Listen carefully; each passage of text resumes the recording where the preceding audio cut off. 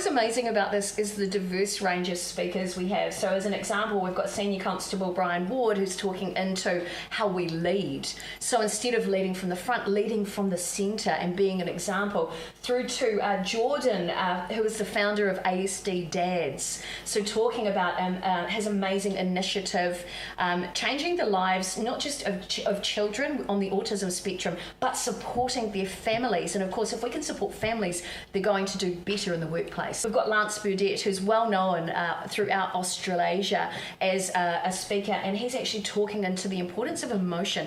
But we started out with Lance as an example, talking about emotions and the need to actually share emotions in the workplace. We talked about how diversity and inclusion should actually be about taking the word equity and making it emotion, and turning that into DEI. So instead of diversity, equity and inclusion, diversity, emotion and inclusion. Yeah, right. And that's part of, the emotional side is so important for Hauora as well, for well-being.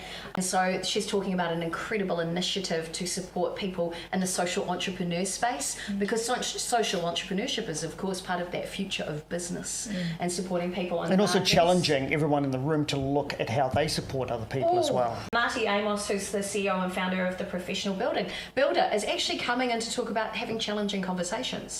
Because that is a really hard thing to do in the workplace. So again, we're talking about people in who support others, and we're really talking into there was things to do with neurodivergence in the workplace and how do we support our people. She was a TV presenter on Good Morning on TVNZ, and she has also become a celebrant specialising in funerals, and so she shares things to do with resilience through that lens of what she's learnt by supporting people through grief. Tina Kapkailea is talking about the most important type of leadership, which is self-leadership.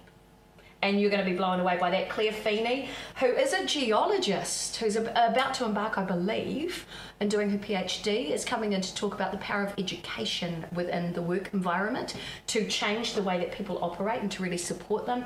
But every submission about AI came back to people, which is really interesting. Yeah. Are we going to let it replace people? People want to know if their jobs are at risk. So he's really talking about how we show up in the workplace and will AI actually take our jobs. Simon McDonald, who has an incredible story, which we've just been reading about how we change and structure the way that we show up at work, and how we don't become what he calls generation slave. She is the national president for BNI New Zealand, and she's actually talking about the power of human connection.